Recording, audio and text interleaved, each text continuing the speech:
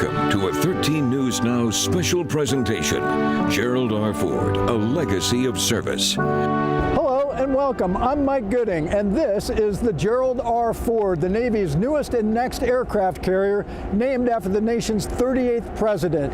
Over the next half hour, Andre Sr., Stephen Graves, and I, along with our colleagues from WZZM TV in Grand Rapids, Michigan, will tell you all about Gerald R. Ford, the man and the ship. I think one of the things for the ownership, for the crew, is they're at the starting line for a lot of new ways of doing things on board a ship. But there's also a lot of old ways that have been worked, time proven. We've learned those lessons in blood, and we're not going to let those fade away. So again, a great opportunity for the crew, but there's going to be a Ford way of doing things that's uniquely different than Nimitz, just because of the way the ship is built. A new day is dawning for the Navy with the arrival of this new generation of aircraft carrier, the Gerald R. Ford, the first of its kind, first in its class, based upon the vessels which preceded it, yet blazing its own trail. There's much testing to do and much to be learned along the way. Captain Rick McCormick says anything worth having is worth waiting for. All this stuff takes time. So in an ideal world where everything works right the first time, you go out there, it all works great, and you're kind of on timeline. If they go out there and it doesn't work quite right, they have to redesign, or maybe there's something that they can do that makes it a little better, and that will take time. The Ford is supposed to be fully operational in 2020. Current projections call for the ship's first overseas deployment in 2021 or 2022. The crew can't wait. Oh, absolutely. We're definitely excited about bringing the ship to life. I think the whole crew is excited about that, especially the aviation boatmates. You know, I have 628 sailors that just can't wait to get airplane on board the ship. A lot of people will cheer that day when we do get aircraft on board the ship. It is very exciting. I've been here, when there was no paint, no anything. It was like virtually an empty shell. So to see it from the construction phase to now, it's incredible what they did in a short amount of time. It really is.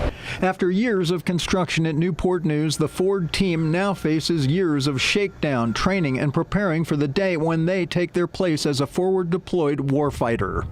It's amazing. A lot of this crew's been on board since 2013. They've looked forward to this moment for quite a few years now.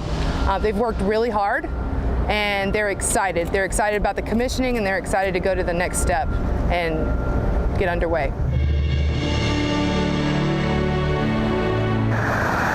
Cars zip by the tiny four walls that contain Chickasee Restaurant. But the small exterior contains a giant testament to durability. Okay, anything else? We have fried chicken, we have fish, we have shrimp. And frying up food for 50 years. There for much of that time has been Linda Joyner. She has been helping make tasty favorites like the Big Chick Sandwich, which is a chicken breast, lettuce, and a slice of tomato between buns. That's one of our #1 sellers around here. But Linda is not only a cook, she's also a supervisor, and as such worries about paying her close to 40-person staff. All right, 1087, please pull around. And that means keeping a close eye on the one thing that brings in most of her business, Newport News Shipbuilding. She estimates that the shipyard is responsible for 50 to 60% of her customers, meaning the survival of her business and the people employed here depends on what happens less than 2 miles away from Chickasee. If the shipyard goes on strike, that affects, like I said, whether they're going to come spend money or do they want to spend it at that time. While the shipyard has a steady flow of defense contract work with the building of aircraft carriers and submarines, employees have gone on strike 3 times, she says, in her 47-year history here. She got nervous after recently hearing rumblings from shipyard customers about the possibility of a now averted strike. For Chickasee, we had to lay some of the employees off, just like they did, because we didn't have the hours to give them. Chickasee is one of 8,000 small businesses on the peninsula. When you have a concentration of 18 or so % of retail businesses, a lot of service industries, medical, all these kinds of things, when there is a blip, that really impacts the little guy. Michael Coons, CEO of the Virginia Peninsula Chamber of Commerce, says those businesses employ an estimated 95 to 110,000 people. That's much more than the 20,000 people employed by Newport News Shipbuilding, but it does provide the bedrock for which everything feeds. And to truly understand the shipyard's web of influence, we head to Christopher Newport University to speak with Thomas Hall. Those 20,000 people are spending more than would be the case if Newport News Shipbuilding didn't exist here. He's an associate professor of finance and economics at the Lutner School of Business and studies how much money the shipyard generates and how their employees are spending their paychecks. It's around $3.5–4 billion of revenue that comes directly to Newport News through the employees in the shipyard. And spent directly in Newport News and the surrounding area. But imagine for a moment a city without a Newport News shipbuilding. 20,000 jobs gone. Billions of dollars used to spend at places like Chickasee Restaurant evaporate. If the shipyard were to close, the real estate situation near the shipyard would be devastating. But at this point, there is no need to be concerned. In fact, just the opposite.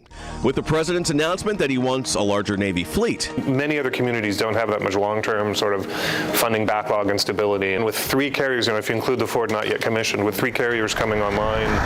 And perhaps no one enjoys hearing that more than Linda Joyner, the supervisor at Chickasee Restaurant. The traffic, thank God we on the main highway there, and then we have the churches, they have supporters too, but still we do need them too. Her family and employees will keep working. Thank you. And the line of customers looking for the popular Big Chick sandwich will remain steady. Gerald R. Ford, A Legacy of Service, continues next.